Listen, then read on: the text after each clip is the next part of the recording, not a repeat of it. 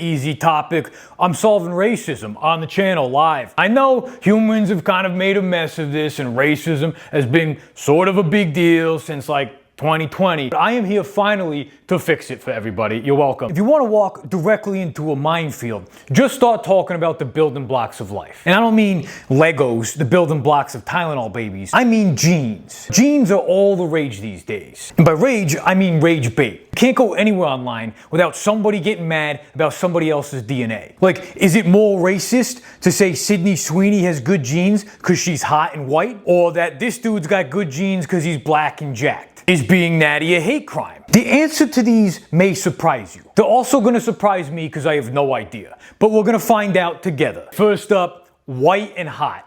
For example, the infamous Sydney Sweeney ad. Now obviously she's got good genes because she's well endowed. But the most offensive part of this ad is them assuming that anyone thinks Sydney Sweeney's got good genes because of her eyes. Oh, my genes are blue. Yeah, I blew my genes too, and it's because her DNA starts with double D's. However, she is white, which is a bit racist to be born as in 2025. And now because of this, we can't even appreciate the bloodline of forefathers that smashed exclusively big titty baddies to pass down these hog-ass jugs. It's fucking oinkers, dude. The fucking Wilburs, man. Sorry about that. Social justice just gets me really horny. But it's mostly racist because who the fuck wears American Eagle? Racist. Canadian dudes named Chip who moved to Newport Beach and own a hat with a Confederate flag on it. Good genes and a bit racist.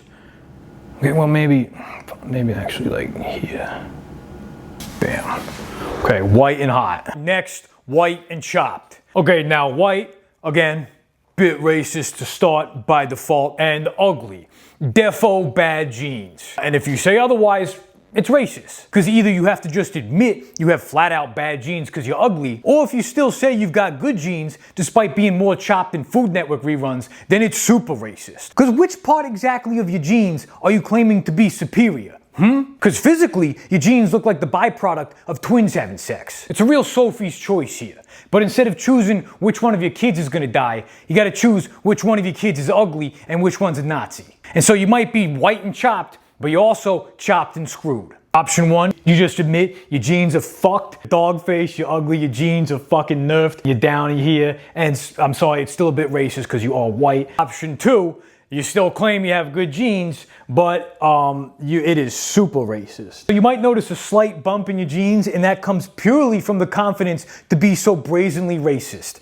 Gotta admire it, but yeah, this is where you're living, pal. Next, not white and hot. Now, as we've established, hot equals good genes. But is it racist to acknowledge those genes if they're not white? For instance, is it racist to admire the black dude who started lifting 4 weeks from now and already has shoulders that were made with the caps lock on? Are you implying that he's only jacked because he's got more melatonin?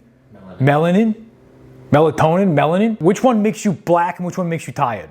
And which one have I been taking? Or, for example, the Asian dude with freakishly big calves and sick anime hair. Is it less racist because you're complimenting his genetics? Or is it more racist for acknowledging he even has genetics? You're saying he didn't earn it? Is it like DEI for muscles? Is that considered privilege? Can you even be privileged if you're not white? On one hand, I don't know. On the other, I do know it's racist to ask. And on the other hand, as well, I also know that I am not. So let's remember that. You're hot, obviously good genes, it's over here. Now racist, a lot of question marks here, but to be fair, we're gonna make it somewhat racist. To clarify, it is still a bit racist to be hot, even if you're not white. Okay, not white and chopped. Okay, I'm just gonna say it, you're gonna face a lot of adversity here. I'm not racist for saying that. In fact, denying racism exists is racist. So validating and acknowledging the struggle is the least racist thing you can do. And as the least racist man, that is what I just did. I am the least racist man in the world. I'm like the Dos Equis guy for racism and not doing it. Least racist man in the world. I'm not always racist, but when I am, I never am. So yeah, you're gonna face some struggle. But is it racist to assume people struggle based on their race or genetics? Because assumption is the cousin of stereotype, which is the nephew of racism. So therefore, racism gives birth to assumption. So the only thing that's safe to assume is that you are racist. Yeah, I think I covered that pretty clearly. Navigated that really well. You're chopped, bad genes, no question about it. And as we just established, it is still a bit racist to be chopped and not white. And now a word from our sponsor, Solar Ray Men's Line. Did you become a gym rat to get jacked, laid, and increase your confidence, but despite your dedication to the gym, still have the confidence of a text with LOL at the end of it, the sex drive of a bird scooter, and the muscle health of a corpse? Well, I have some good news for you, and bad news. The bad news is, some studies show that modern men today have lower testosterone than their fathers did. The good news is, thanks to Solar Ray's Men's Line, including testosterone support, you can go from saddy to daddy. This hormone-free line features plant-powered active ingredients like Tensor, Tonkat Ali, zinc. These clinically studied ingredients support overall and free testosterone levels, libido, sexual performance, and muscle health. Hit the link in the description and grab Solar Ray Men's Line today. Okay, natty and small. Obviously, bad genes. If you had good genetics, there would be no reason for you to stay small, because it would be easy for you to get big. Why would you live in muscle poverty if you got money in the bank? Look, you think you're better than people because you're natty and you got it hard, but you're not willing to do anything hard about it. You blame other people for having it easier and the industry for being unfair. You're out here playing the natty card, but really you're just small and bitter. And that's called microaggression, which is a TikTok term for racism. I learned that when I was trying to smash an angry barista with a septum piercing and a unibrow looking like the Bulls logo. Oh yeah, Scotty piping. I'm not allowed at that Starbucks anymore. I'm kidding, it was a coffee bean.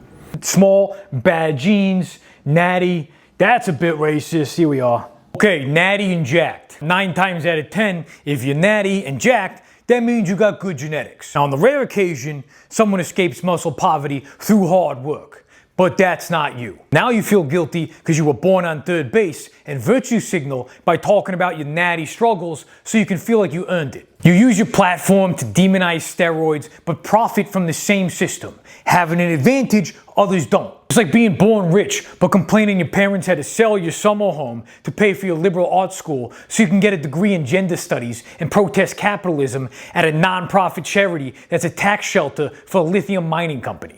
In fitness, there's a term for this. It's called wide privilege. And you guessed it, it's gym racism. Natty and jacked, you got good genes. How good are they? We don't know.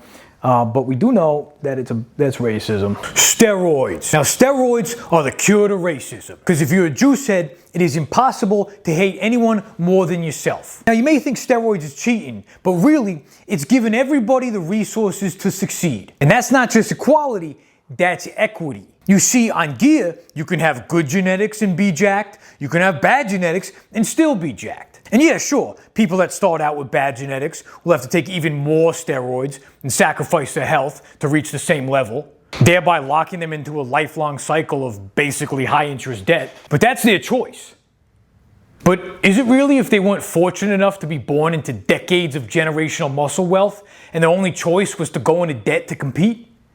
Because now that I think about it, debt was created by the system, the man, to keep us down. When you really think about it, it does sound really racist. Good genes, bad genes, we're somewhere in the middle. It's unclear if you're on steroids. No one really cares about your genetics. You're just jacked. But unfortunately, it is racist. Everything's racist, life is unfair, and so is the gym. So focus on yourself and do the work. That's why the gym has mirrors and not windows. Because you gotta look within, not without.